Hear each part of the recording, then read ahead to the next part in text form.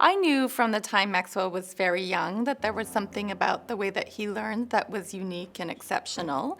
And I watched very carefully, as both a psychologist and a mother, as he entered into the school system to see what that was going to play out like in the traditional classroom. And even with a lot of very directed supports and attention, he struggled from the beginning, and those struggles really just increased insurmountably as the years went on. And so we finally made the decision last school year that we had really kind of exhausted our opportunities and the possibilities within the traditional classroom, and knew that he needed something exceptional for his exceptional brain to be championed into its fullest potential. The magic about Fraser is a few things. First of all, there's school-wide programming that really has kind of core language and core approach that flows seamlessly across classrooms. And so the kids get immersed in that way of thinking and that way of approaching learning.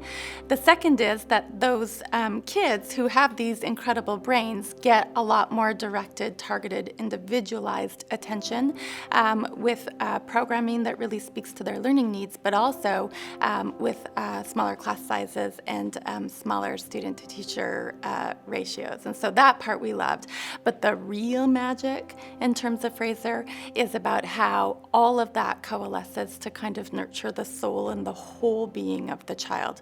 I have never before seen my son as a learner coming alive the way that he's come alive in the last few weeks, having started at Fraser.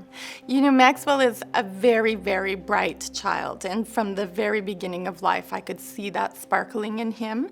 And in that brightness, he struggles to learn in really sort of traditional ways. And so I believe that he has felt from the very beginning of his formalized education that he's stupid. And when he arrived at Fraser, even from the time he interviewed at Fraser, you could kind of just see him go, really? Like this happens out of school? And he took a big, deep breath and landed in his classroom this September.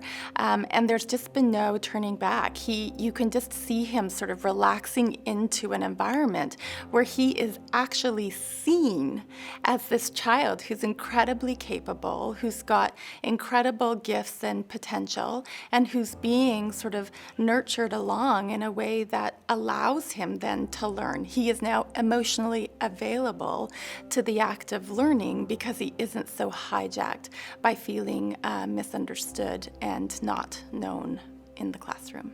We used to have big meltdowns after school. Sometimes Maxwell would barely have hit the parking lot and it would have started. He was incredibly stressed. He often was physically unwell because of the stress of the school day and trying to keep up with the intensity of that learning environment. And so at home now, it's like somebody's pulled the curtains back and we get to see Maxwell. He comes home at the end of the day and he's tired still. It's a long day and he works hard when he's at school, but when he's home, he doesn't have all of the burden of having to worry about not having done right or not having been smart enough or not having been good enough. And so he really just gets to relax into his evening and relax into his life of being Maxwell without having to be so wrapped up in all of those other worries.